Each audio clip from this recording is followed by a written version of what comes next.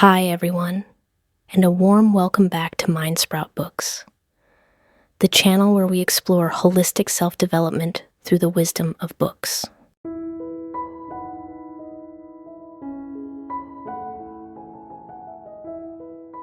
Every person who comes into this world has a unique mission.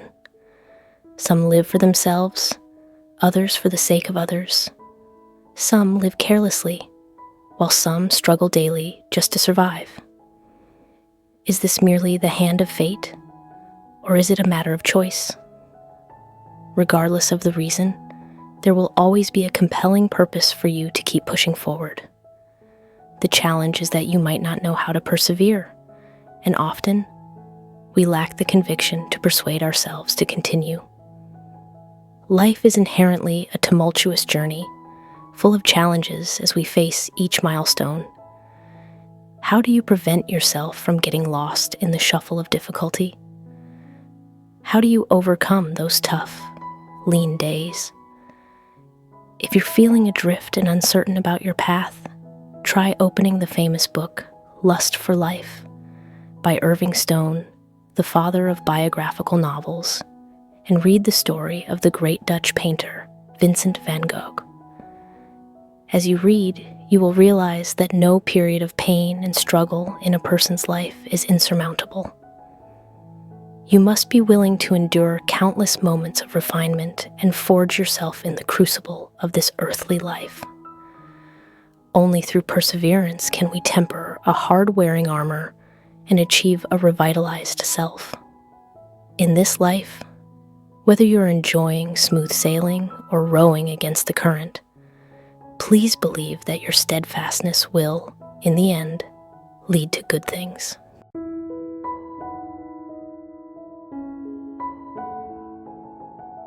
Who among us, in our youth, hasn't felt adrift, tossed by the waves of life, uncertain and directionless? Who hasn't experienced those vague days, unsure of the right choice? Should you pick a trendy, lucrative career or follow your passion? The uncertainty of youth isn't just about an unclear future.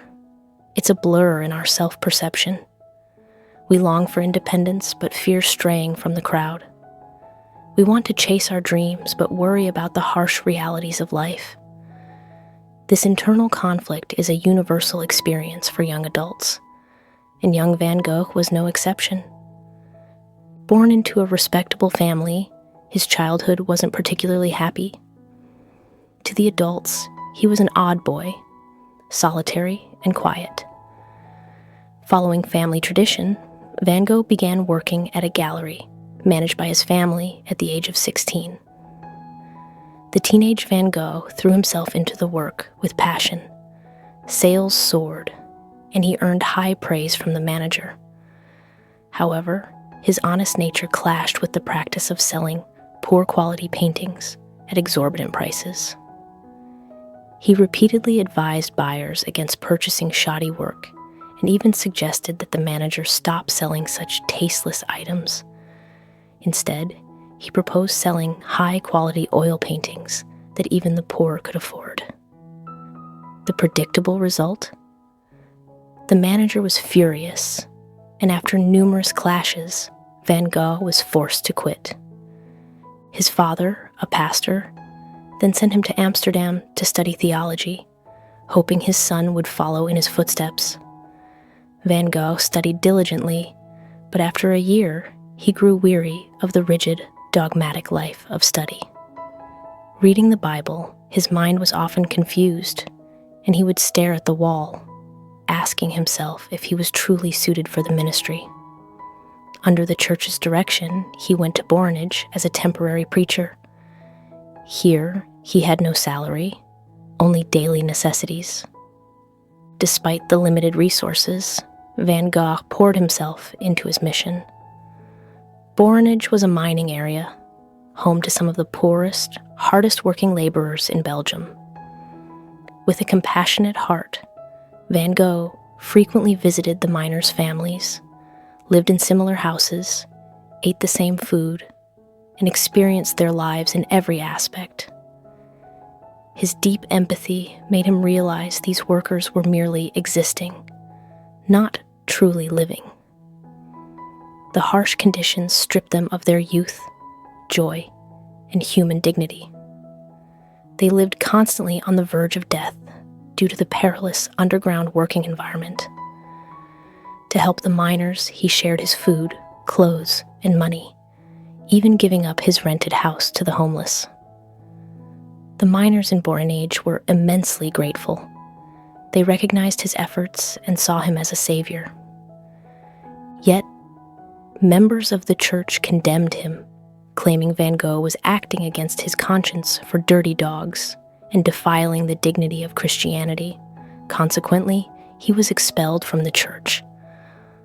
Another job ended. Van Gogh felt like a lonely, wandering soul in a desolate world. He slumped, despairing. I long for success, but I accomplish nothing. Where do I truly belong in this life? Like Van Gogh standing at the crossroads of youth, we have all felt confused, lost, rejected, and denied. The feeling of failure can drown our self-confidence and passion. Facing these life crossroads, we don't know what the right move is. Many people run with the pack, try to please others, strive to acquire what everyone else has, believing that is their shield. But Van Gogh was different. Despite the hardship of being jobless and penniless, his first instinct during the crisis was to find peace by reading. He said reading was always a great and permanent pleasure for him. He could be outdoors, immersed in a book all day, seeking guidance for his life on every page. When a person can calm their mind and find guidance from within, they can truly understand themselves and seize the precious opportunities on the path of self-discovery. Van Gogh recalled that he had loved to draw as a child, but because he only drew ordinary people, and his parents and teachers disapproved, he had stopped. Then, on a cold winter's day when Van Gogh was 27, after reading and taking a walk, he happened to see an old miner trudging across a field. Guided by intuition, he quickly pulled out the pencil he carried and sketched the image on the back of a letter. In that moment, he conquered the monster of suffering in his heart and felt a new passion surge. Now I realize my ability to draw. I want to be an artist. This is my lifelong ambition. A decision made in a flash can become the turning point that changes one's entire life. From then on, he never put down his brush, relentlessly pursuing work that held meaning for him. There is a profound saying, when you are young, the hardest thing is deciding what to do with your life. However, whatever you do it wholeheartedly. That is what shapes a person's value and dignity. You can see that, regardless of the job or the circumstances, Van Gogh always worked diligently, fulfilling his responsibilities and capabilities. This is the foundation for a person to ultimately choose things of true value. If you decide to do something, give it your all. The second thing Van Gogh did when facing the crises of youth was to find inner peace. This is easy to say, but difficult to achieve. Imagine being 27, freshly out of school, failing at every job, and having no income. What do you do when confronted with such anxiety, insecurity, and an unpredictable future? Many seek temporary anesthetics to escape and alleviate the emotional stress. Some play games, binge-watch shows, or immerse themselves in social media, stepping into a virtual world that seems to offer an escape from reality. However, this is the very place that makes people increasingly avoid their true circumstances, leading to greater isolation and anxiety.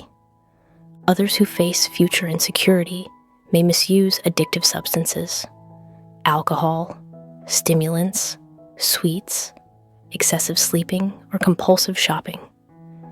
Each indulgence provides a brief escape, but in the long run, they severely damage physical and mental health and worsen financial troubles. Some try to redirect their attention by working and studying relentlessly, attempting to fill the internal emptiness and restlessness with constant business. This sounds positive, but excessive work and study without a clear goal can lead to physical and mental burnout and even collapse. Still others in difficult situations constantly seek support and comfort from others. While this temporary emotional support can be helpful, in the long term, it can lead to deep harm, developing into codependency or controlling relationships. Most commonly, people seek external validation, chasing fame, wealth, achievement, and titles to be recognized and praised. This approach may temporarily boost self-worth by worldly standards, but it doesn't truly resolve the inner insecurities. The simple truth Van Gogh demonstrated, which not everyone wants to embrace, is that if you feel confused, read a book. Reading is one of the best ways to achieve inner peace.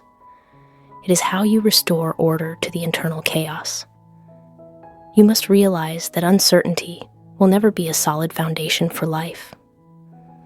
A confused life fears the diligent, and a wandering life dreads those who know how to find peace. In Van Gogh's journey, you'll recognize that not every seed sprouts, but if you persistently sow them, some will surely grow into trees. When a person strives to reach the sunlight, nothing in this world can stop their radiance.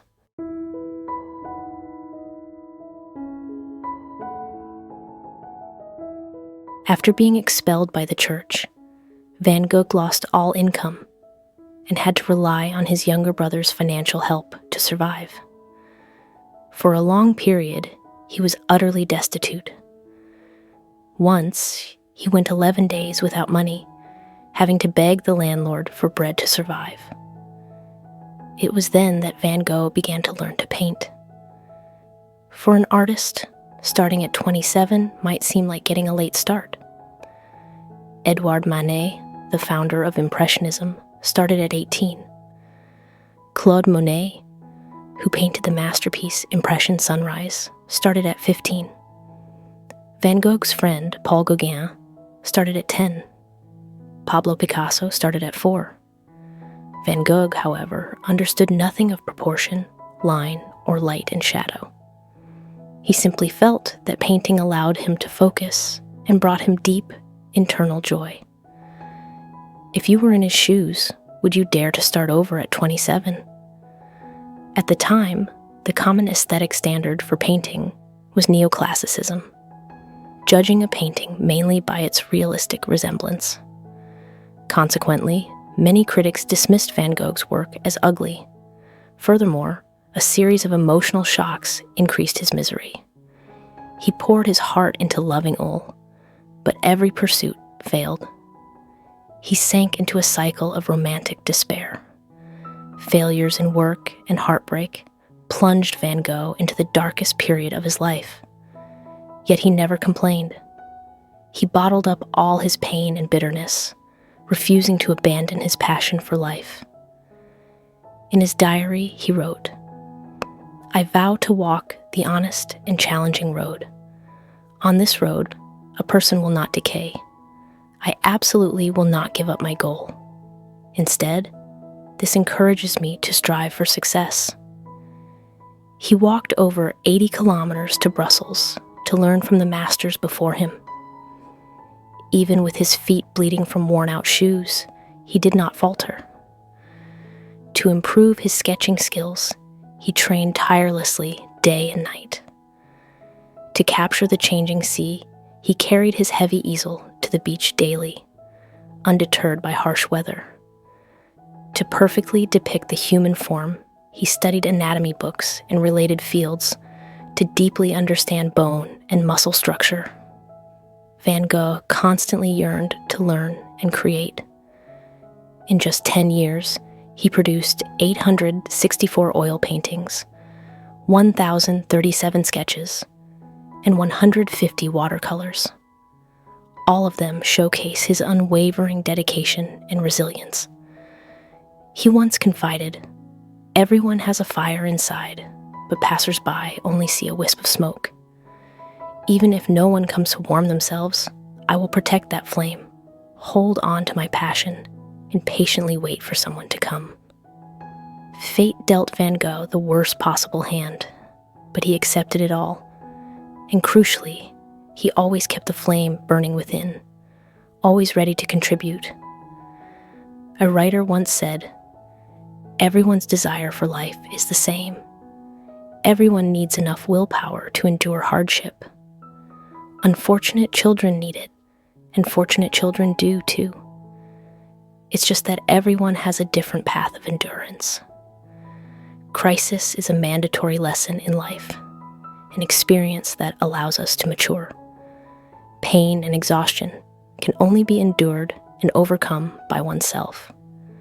But by persisting to the very end, you will forge a rigid armor, shape the meaning of growth, and become a person full of new vitality. Throughout history, those who achieved greatness possess not only exceptional talent, but also an unwavering will. So, persevere just a little longer. The greatest joy in life is accomplishing something others thought you couldn't do. Van Gogh showed us that even when facing isolation and failure, as long as we hold on to faith and passion, we can still find the light and create miracles. Every step he took, every brushstroke, carried a powerful message of endurance and resolve. As he once said, "If you hear a voice within you say, 'You cannot paint,' then by all means paint, and that voice will be silenced."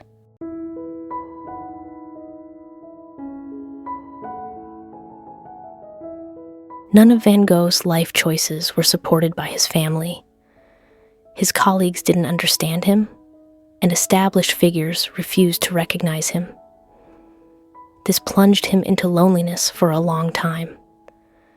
But Van Gogh was certainly the most resilient lone warrior, because even without companions, he never compromised his true nature for external fame or fortune. In those solitary years, facing storms and adversity, he remained steadfast and responded to the world with his deeply passionate artworks. At the time, many artists tried to pander to the tastes of the upper class, flocking to salons to paint portraits for ladies and gentlemen. Parisian galleries were filled with mediocre works, and Van Gogh saw the boredom in it all. No matter how poor he was, he refused to follow convention or expect others to understand his work.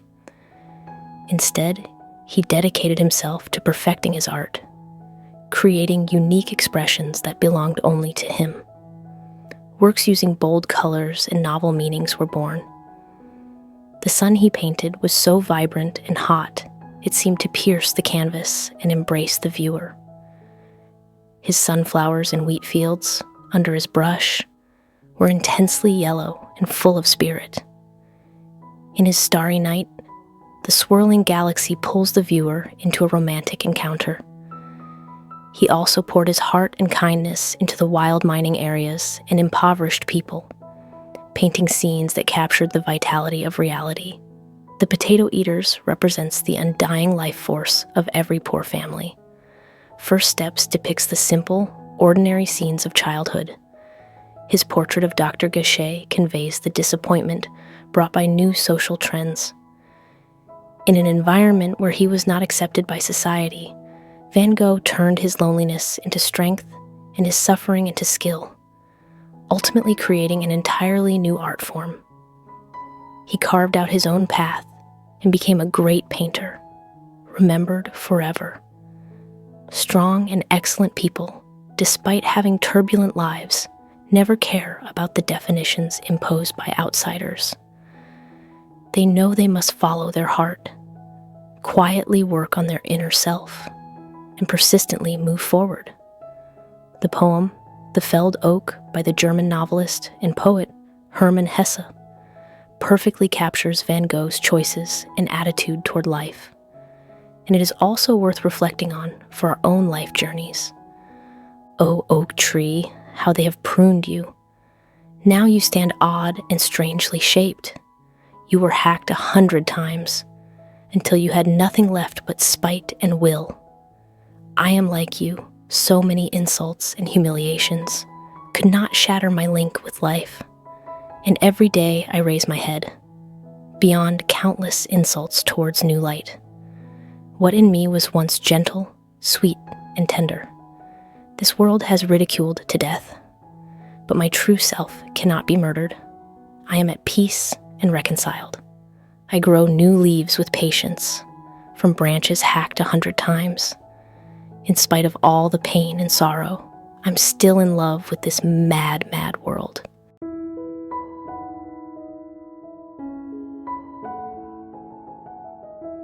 There's a painting I deeply admire called Long Grass with Butterflies, which Van Gogh painted in 1890, the final year of his life at age 37. At the time, he was in an asylum in southern France. He wasn't allowed outside and could only view the world through the hospital window to paint this work. Not long after, he passed away. This painting depicts a field of wild grass and butterflies. The rough, continuous brushstrokes, the simple, upright green grass, exude strength and a profound lust for life.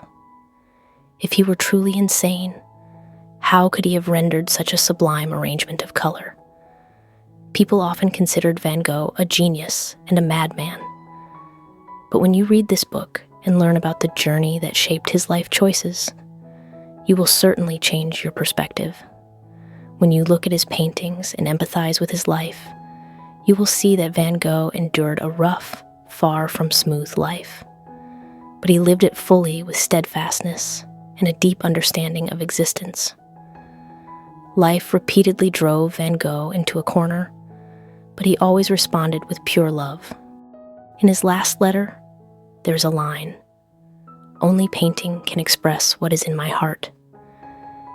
He was not good at communicating, nor did he try to force himself to please others.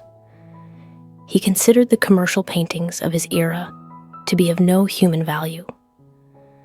Despite a lifetime of poverty, having sold only one painting, and being ignored by his contemporary age, he never followed the crowd. Van Gogh never married, had no children, and was rejected many times in his proposals. Yet he still believed in love. Even when starving to the point of fainting, he was ready to share all his money and food with refugees.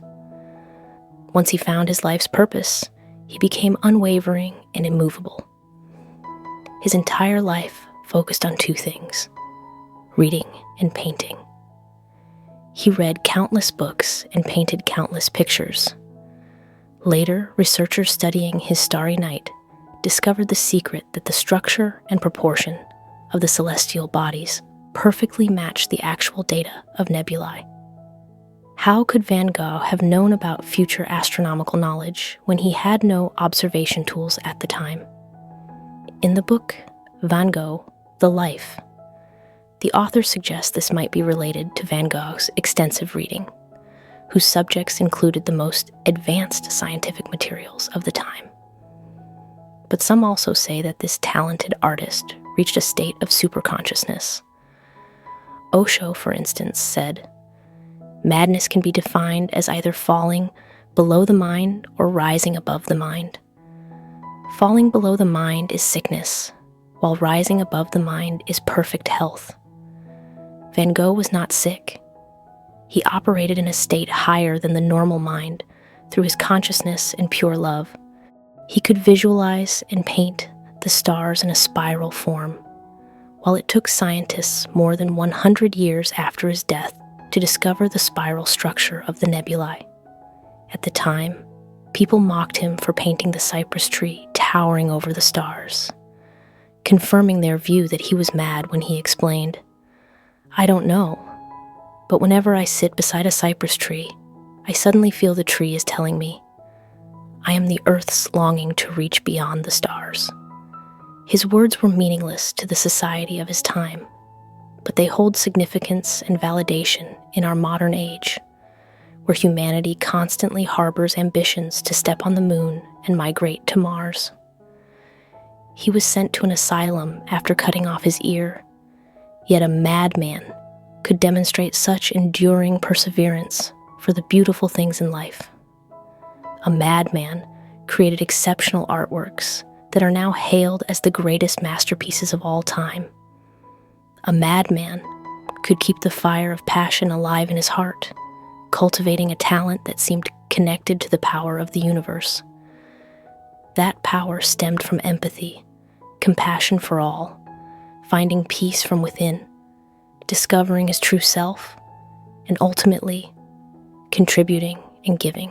This madman deserves our deep reflection and learning, for he possessed the most beautiful perseverance in the world. This is the philosophy of life I've shared through many books, and today, through a part of the life of the great Dutch painter. I hope you can understand Van Gogh a little better. When you look at his paintings, may you find more inspiration, a greater lust for life, and a deeper inner connection. Life is so colorful and multifaceted. If even one moment in this discussion can help you move closer to awakening, commit to your path, and return to your true self, then that is truly wonderful. Thank you for listening this far. If you found this video helpful, please share it with those who need it. Give me a thumbs up, subscribe, and hit the notification bell to catch the latest videos every week. Thank you again, and I'll see you in the next videos.